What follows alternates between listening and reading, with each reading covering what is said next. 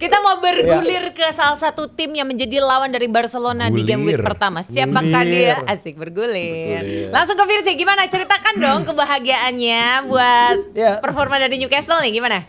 3-0 Benfica itu kemenangan yang sangat keren ya kalau gue bilang, karena bagaimana Benfica bermain sebenarnya. Benfica bermain pada babak pertama tuh pressing banget, mereka nyampe ngerepotin si Nick Pope berapa kali lah, tapi Newcastle bisa keluar dari pressing dan akhirnya bisa menemukan kekuatan dalam transisi, terutama kekuatan dari bench ya. Itu 75 menit emang susah pertandingan, tapi begitu pemain-pemain kayak Harvey Barnes, lain-lain, Joelinton turun dari bench, akhirnya bisa ketemu breakthrough. Dan sayangnya memang Jose Mourinho setiap kali dia kembali ke St. James's Park, karena dia kan guru spiritual lah ya, ayahnya dalam sepak bola adalah Sir Bobby Robson ya. Dia punya keikatan sangat dekat, tapi St. James's Park menjadi stadion yang dimana dia punya rekor kemenangan paling buruk sepanjang karir kepelatihannya.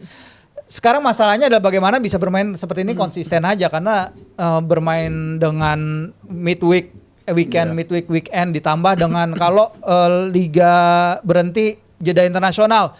Pemain-pemain Newcastle, Bruno jadi andalannya Brazil, si Tonali jadi andalan Itali. Jadi mereka main 90 menit sehingga nggak bisa konsisten mempertahankan permainan at least. Tapi kemarin ada Luis Miley 19 tahun, harapannya adalah Newcastle nggak perlu ngelepas dia kayak ngelepas Elliot Anderson kemarin.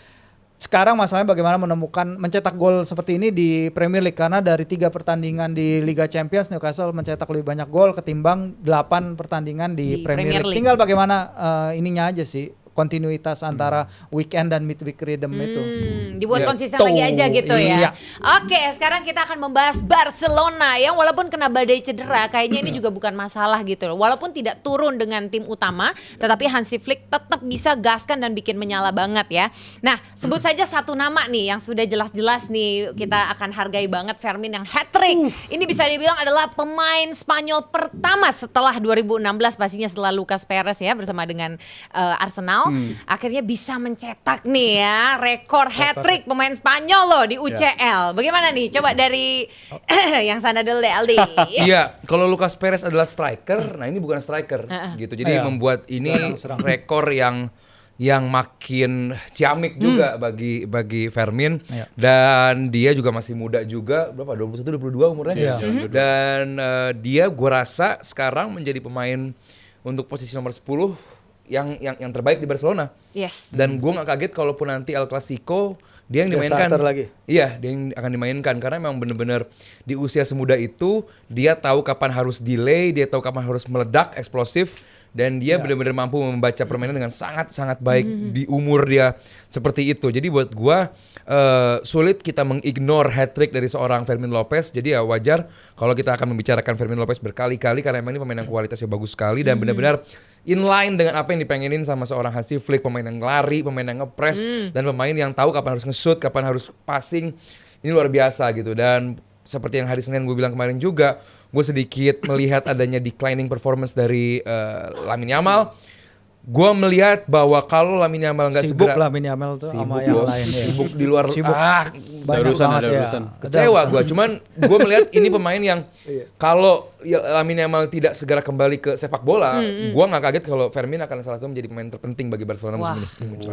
Jadi posisi Lamine Yamal juga agak-agak nggak langsung sih, nggak terancam di kanan luar emang punya Lamine. Cuman keterlibatan involvement itu buat gue akan jatuhnya kepada Ferran Torres di striker dan juga nomor 10 di belakangnya ada si Fermin Lopez. Oke. 9 pertandingan, 9 gol, luar biasa Fermin. Gimana Virzi melihatnya? Iya, yang mengejutkan adalah dia pemain Barcelona pertama yang asal Spanyol ya yang mencetak hat-trick di Liga Champions.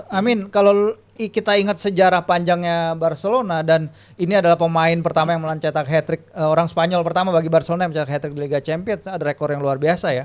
Dan after the match dia emang bilang kemarin posisi saya paling enaken mainnya itu di gelandang serang. Iya, betul. Kelihatan. Jadi ini sekarang mulai muncul biasa kan mereka media Katalan kan udah mulai ngomongin El Clasico. Iya dong. Nah, jadi apakah dia akan jadi starter apa enggak itu udah mulai dipertanyakan. Seperti biasa jawabannya dari Flick juga masih ngambang-ngambang, tapi kayaknya sih diplomatis dengan diplomatis, tapi kalau melihat performance dicek dari apa yang dia tunjukkan kemarin itu bisa jadi, dan dia merasa paling nyaman bermain di sektor di belakang penyerang itu, dan ini adalah pemain yang ya Barcelona true and true, pemain yang oke. True and true. Yes, Nah, ini kalau dari ngebikin bintang lo ya Fermin Lopez.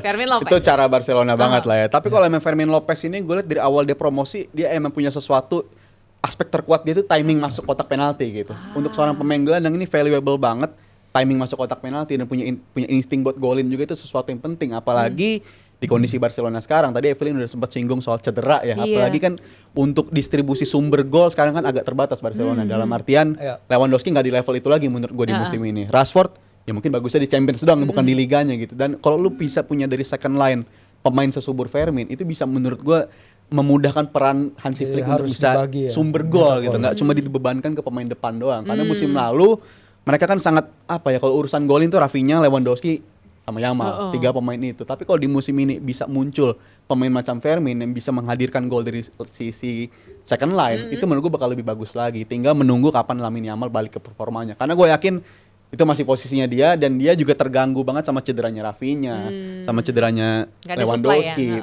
Pemain yang biasa tektokannya sama dia di musim lalu udah pakem banget. Jadi menurut gue musim ini Yamal sangat terdampak dengan cedera, dan menurut gue Fermin Lopez bisa menjadi harapan sumber gol dari second line-nya.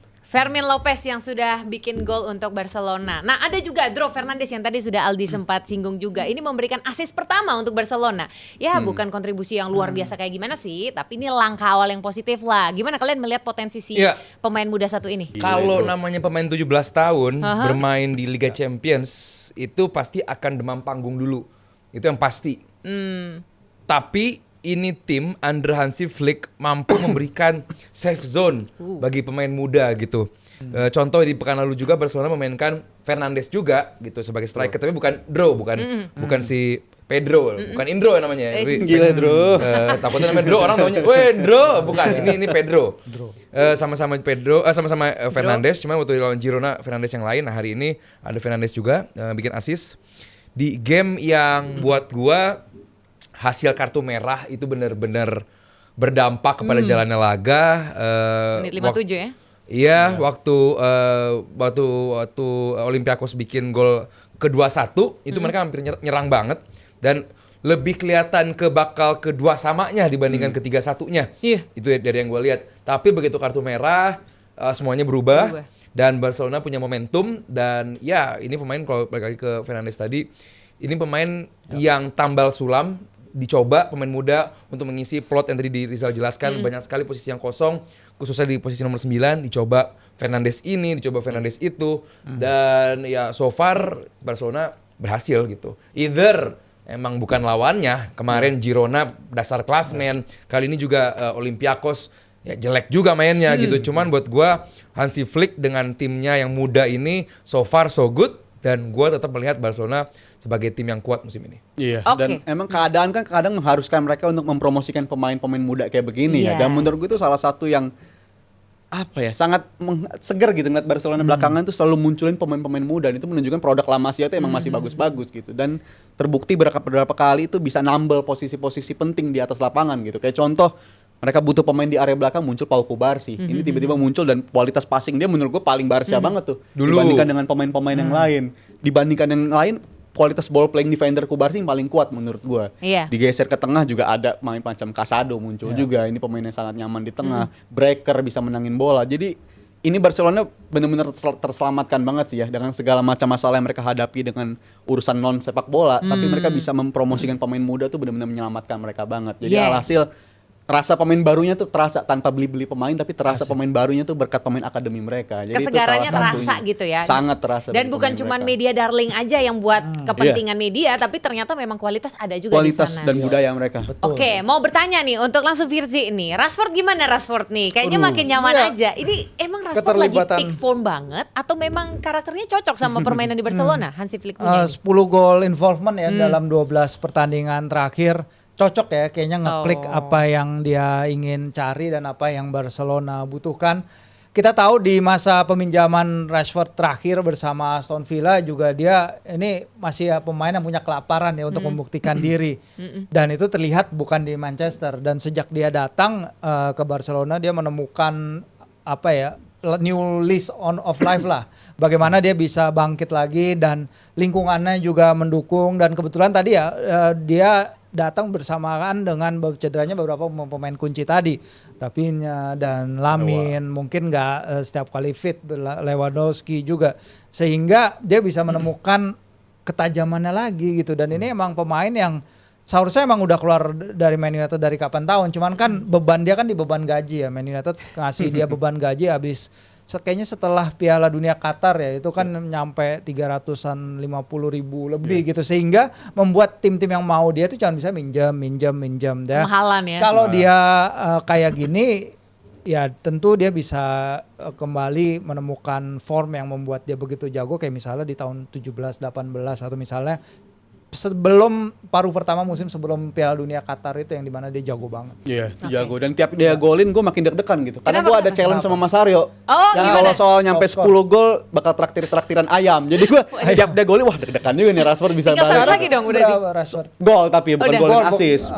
bukan Gue gol bilang dia dan nggak bakal nyampe 10 sampai bulan Desember. Kalau kata Mas Aryo bilang far udah bisa. berapa? So far 5. Masih Ya bisa 5. dong, Jal. Kalau gue sih bilang masih 6 bulan makanya deg-degan. November. Tapi menurut gue masih belum bisa sih. Karena kalau kita bilang 5 gol itu kan lahirnya bukan yang tiap game dia 1 gol 5 gol tuh lahirnya dalam rentetan 3 bulan terakhir gitu. Oh, gitu. Kalau dalam Dua satu gol game lawan hat-trick dia Newcastle. bisa Tapi dia. dia Itu ngerinya begitu Tapi tuh. dia Dia juga. tuh strict, dia tuh strict loh. Tapi dia di Liga Champions sampai dia El 2 gol brace Clasico, lagi tuh. Rashford hat-trick. Ah itu ngeri. Nah. Deg-degan loh. Rashford bahkan potensinya lawannya tren lagi kan ini Iya, bener. makanan empuk biasanya nih. Tapi gue bilang kenapa argumen gue waktu itu sama Mas Hero dia nggak nyampe 10, karena ini sesuatu yang udah berapa kali kita lihat gitu. Dia dengan environment baru, dengan lingkungan baru tuh emang biasanya performanya meningkat dulu. Oh, Contoh di awal. bersama Ten Hag tadi Mas Firjo dan nyinggung dia dapat reward kenaikan gaji yang luar biasa. Itu karena baru di musim itu gol dan assist dia itu paling tinggi dibandingkan karir-karir sebelumnya.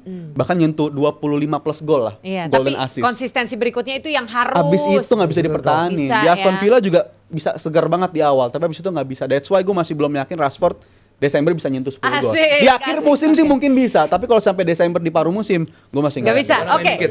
let's say di Desember deh. Jadinya traktiran apa? Ayam, Traktiran bucket ayam, Ayam terus, Oke. bucket ayam Gue